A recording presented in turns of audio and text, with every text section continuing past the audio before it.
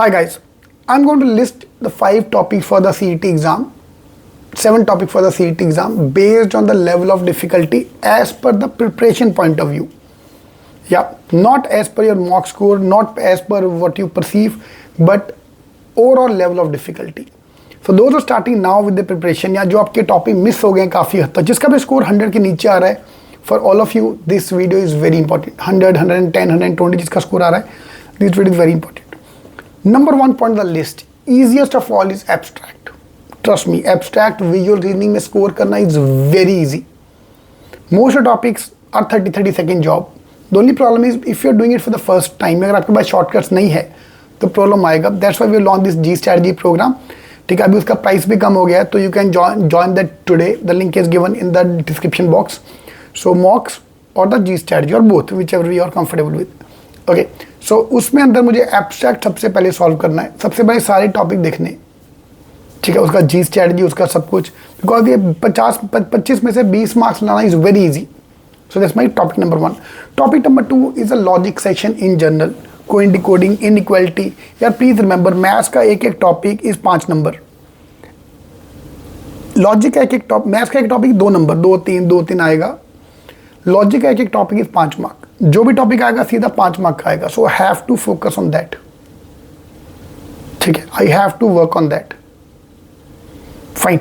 So that is number 2 logic section, coding decoding, inequalities, decision making. The lot of topic you might have missed, you still don't know कि exam में आते हैं. Dice, okay, clocks and calendar. Clocks and calendar is a part of quant, but I normally keep it logic. Is part of logic, इन सीटी is part of logic. बाकी exam में cat में आता है, कैट में क्वांट में आता है. Number 3 on the list is your verbal. Yes, some of you are surprised कि verbal easy है. अच्छा बेटा, verb में score करना ज़्यादा easy है as compared to maths and abstract and other maths and logic, maths and puzzles. So verbal is number 3, क्योंकि अगर आपके पास G strategy है, vocab का G strategy, बीच में से काटो वाला, grammar का G strategy, RC का G strategy, RC without reading, ये सारी चीज़ें if I add them up, I can easily score 25 marks.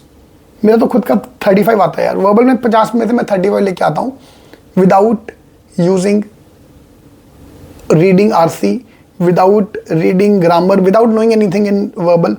Number आ जाते हैं अपने, तो जी से लगा के I can score more. Number 3. Number 4 on the list from the preparation point of view is maths. There was a tie break between maths and puzzles, but I'm keeping maths early. Sorry, non-maths first. So number 4 is non-maths. Yeah, by non-maths I mean तुम्हारे all those topics, DI, data sufficiency, data comparison. See, DI for example, मुझे calculation बहुत weak है मेरा, ये वो. तुम्हारा पूरा DI weak नहीं होगा. Within DI there are particular area जो आपका weak होगा. मे मेरा calculation part weak है, तो 5 में से 2 क्वेश्चन कैलकुलेशन वाले होते हैं, बाकी 3 तो करो. 3 तो ईजी हो जाएगा, हो जाएगा आराम से, होता भी है बस. तो that's not that difficult. So number 4 is non-maths. Number 5 is quant. So abstract, logic, verbal, non-maths, maths. Number 5 is maths. By maths, you have to do everything here. हर का easy topic आना, हर का basics आना चाहिए आपको. It's very very important. हर चीज़ का basics आना चाहिए. ठीक है, तो if you can do that, तो maths I'm keeping at number 5 because puzzles और maths में मेरे को थोड़ा था. बट पजल्स का क्या है यार, नहीं आता तो नहीं आता. You can't waste. 5 में से 2 नंबर 3 नंबर नहीं आ पाएंगे unless you apply the G strategy. 5 में से 2 नंबर नहीं आ पाएंगे, बट मैथ्स में आते हैं. सपोज मैंने टाइम एंड वर्क डिटेल में नहीं किया है, बट बेसिक करके गया हूँ, 5 में 2 नंबर तो मैं ले आऊँगा. इधर पजल्स में जब तक डेटा मैप ड्रॉ नहीं होगा, मुझे पता ही नहीं कि ईजी है कि टफ है. सो मैं जो कहता हूँ ना, पजल पहले रूम में बुलाता है. मैथ्स तो बोल देता है बेटा तेरे से नहीं हो पाएगा, मैं तुम मुझे नहीं कर पाओगे. क्वेश्चन टॉक्स टू यू, और हम सुनते भी हैं. सॉरी अंकल, मैं निकल जाता हूँ यहाँ से, हम अगला क्वेश्चन सॉल्व कर लेंगे. पजल में पता नहीं चलता है. पजल पे रूम में बुलाएगा, आओ बेटा अंदर आओ अंदर आओ, फिर लॉक लगाएगा और फिर बजाएगा. ये पजल का प्रॉब्लम है. That's why I am keeping puzzle number 6. Number 7 on the list is critical reasoning. बहुत ट्राई मारा है, 10 साल से ट्राई कर रहा हूँ क्रिटिकल रीजनिंग में जी स्ट्रैटेजी ढूंढ के 10 में 10 मार्क्स आने का. Not possible. Not possible because छोड़ भी दिया, अभी ट्राई मार के छोड़ दिया बिकॉज पॉसिबल ही नहीं है. Not possible because it's very subjective.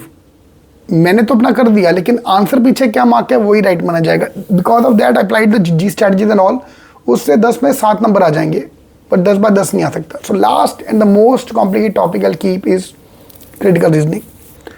Critical reasoning का सिंपल लॉजिक, 30 सेकंड वाला क्वेश्चन, जो छोटे साइज का 2-2 स्टेटमेंट क्वेश्चन जल्दी सॉल्व करो। जो 5 स्टेटमेंट वाले क्वेश्चन आते हैं, specially strong and weak arguments, वो साइज के ऊपर है। बहुत बड़ा क्वेश्चन आएगा मैं छोड़ देगा, जी स्टाइल डालो आगे बढ़ो, दिमाग लगाने का ही नहीं है। Alright, so these are the 7 topic in the list, prepare according to that. अगर आपको क्रिटिकल रीजनिंग में से अगर कोई मोटा मोटा टॉपिक ही छोड़ गया, सपोज क्रिटिकल रीजनिंग का मैंने कोर्स ऑफ एक्शन छोड़ा, अभी तक देखा भी नहीं है, तो पहले वो कर लो यार, क्योंकि हर टॉपिक 2-2 मार्क का आएगा। But otherwise this is the overall level of difficulty. Abstract नहीं छोड़ना चाहिए पढ़ाई में किताबों में। मॉक्स में क्या है मैं उसकी बात नहीं कर रहा हूँ, पेपर में क्या आएगा मैं उसकी बात नहीं कर रहा हूँ। I am just saying from the मॉक्स point of view first. All the best.